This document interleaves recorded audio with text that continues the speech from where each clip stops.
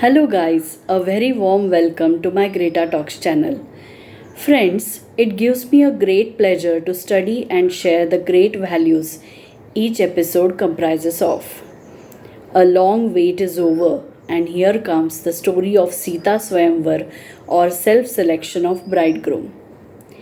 King Janak had organized the ceremony of self-selection of groom, that is Swayamvara, for his beloved daughter Sita. Sita was the foster daughter of King Janak. Once he was tilling the field for performing the yajna, he found a beautiful baby girl in a wooden box buried in that field. He adopted that girl and nurtured her as his own daughter. He named her as Sita. Sita was not only beautiful but also virtuous princess.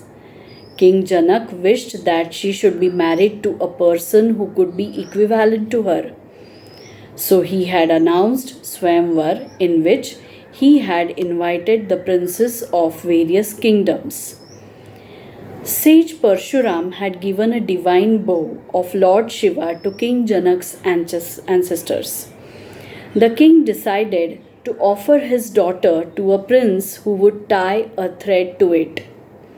That divine bow was attractive and quite heavy. Many powerful persons had failed to lift that bow. However, during her childhood, Sita used to sit on it as if she was riding a horse.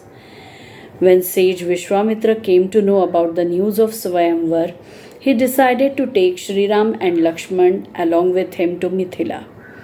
He was well acquainted with the generosity and devoutness of King Janak, who had paternal love for his subjects.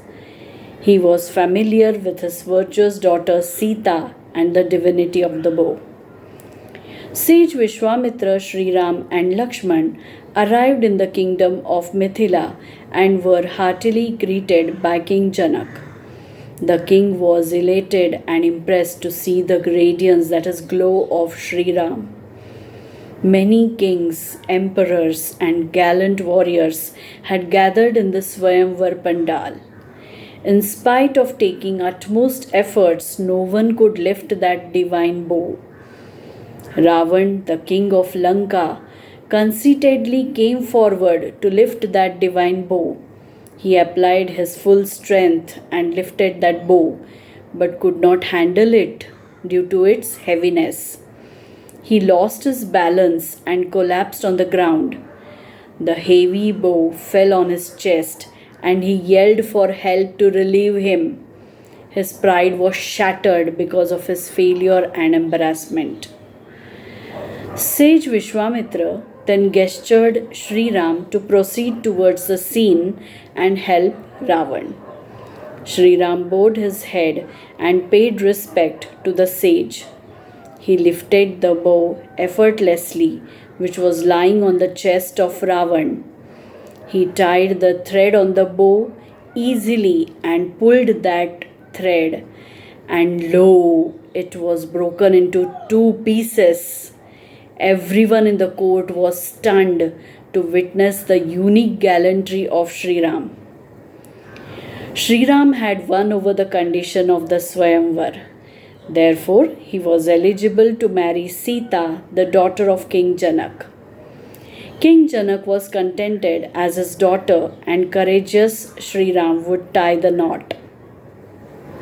So, the takeaway of the story is to reflect the generosity, virtuousness, lovable father, and the paternal love of King Janak for his subjects.